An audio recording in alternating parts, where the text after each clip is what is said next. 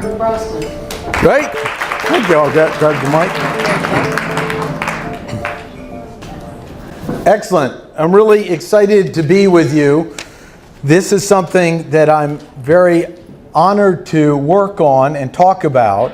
And the topic is actually what's new about men women would want to know. And it's deliberately slightly provocative to have a conversation and a little bit about my own experience in it.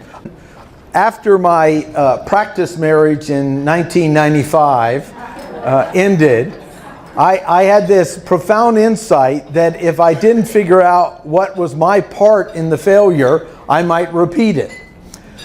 In fact, I got my former wife to go to therapy after this, and I said, why don't we now, it's over, let's sort out what happened, and so we don't repeat it. And Jeannie is a very fine person, is now happily married with in a new life, and I am too. But out of it, one of the things that was missing for me, I found in a rare book, kind of a mythopoetic book called Iron John. And Iron John was about the model, what was missing for men in our cultures for maturing.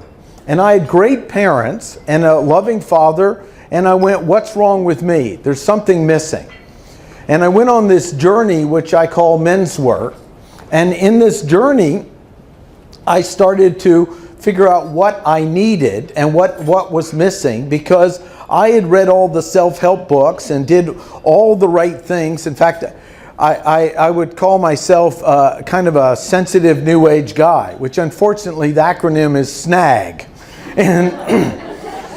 And in the process of doing it, I went, this has failed miserably. This has contributed to the failure of my marriage. The stuff in the self-help books was counterproductive. There must be another way. And there was a group I was in called the Samurai Business Group. It was an accountability group where we donated money every time we didn't keep our word, and then it went to charity. Well, the guy who ran it, Fred Boyles, I talked to him on the phone and we got along well, and I said, I read this book on Iron John. It talked about the missing pieces for men, and I worked in a corporate world, and there was no mentors I admired anymore. There was pretty much a cut-through group that if you let down your guard at all, they'd eat you to shreds. If you showed any emotions, you were endangering your job as a male in the corporate world, and as a woman, really, at the time, too. And so I don't know where to get some of this. And he said, well, I'm going to call you every week, and if you stay engaged with me, I'm going to coach you to raising money to go to this men's weekend in like 6 months. I thought, well, this is no problem, because no man ever kept his word enough that I should be worried about this, So it went along, and one day he didn't call, and then when he didn't call, I called him up a few days later in my passive-aggressive way, and I said, I'm concerned about you, which translated really into I'm mad and hurt and figured you'd disappoint me anyway. And I said, yeah, you didn't make it. And Fred got on the line and he said, I didn't keep my word to you.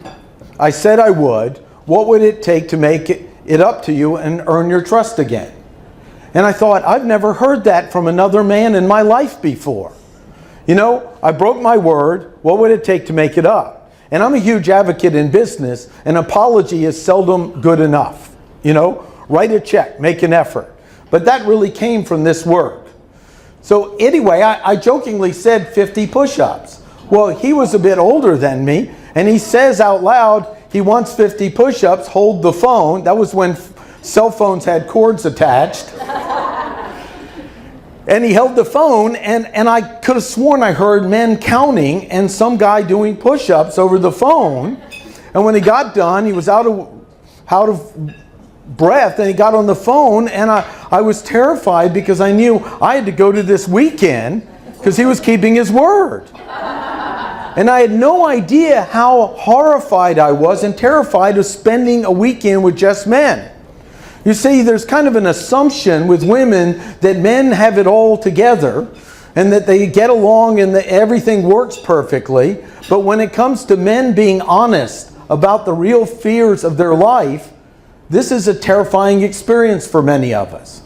This is something where this is a vulnerability that has a history that violence could occur for us. So when I went there and had this weekend, it was so terrifying. It was hard to be in my body.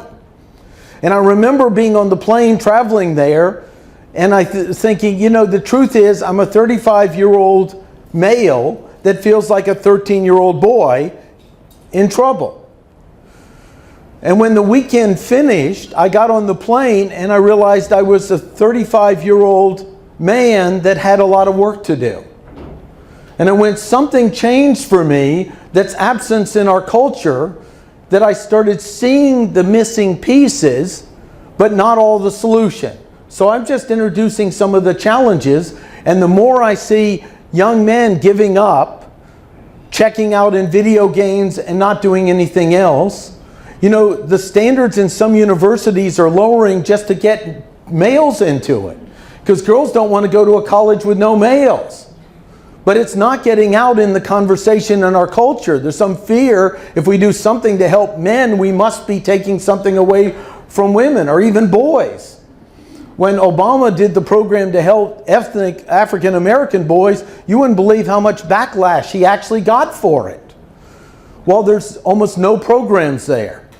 We're drugging our young men instead of helping them. You're male, we must drug you. And if you don't believe me, talk to some mothers, seeing their sons failure to launch in marriages that clearly they've done their best, but they don't seem to have the tools to make it work. So that's what I want to talk to you today about, is if males need certain socialization to mature, what is that? And you think that's kind of odd for Valentine's Day, but this is about enhancing relationships. And my intention, I grew up with a mother that was probably one of the key civil rights activists holding a job that I know, who had a cross burned on the front lawn of her residence for her work in college by the Klan, and I believe she was the catalyst for child labor laws today. So I grew up as an extreme advocate for women's rights. I don't want any of them taken away. I want more opportunities for young girls. But I'm challenging, we might have forgotten the boys, and that the cost is going to be more checking out and actually more violence towards women. So that's what I'm proposing in this discussion, is because we aren't able to even have the conversation, that we're having young men consider ISIS as a good idea from good families. And I keep seeing it, and I keep trying to put it away, and I can't. Because, you know, when you see the missing piece, it's hard to stay silent. But I'm also terrified, because there are people, men and women, that want to kill someone like me off, that I even bring up this topic. There's hostility to even having a discussion. So I want to have the discussion today and have a little bit of a talk on it and just introduce it. We only have 20 minutes.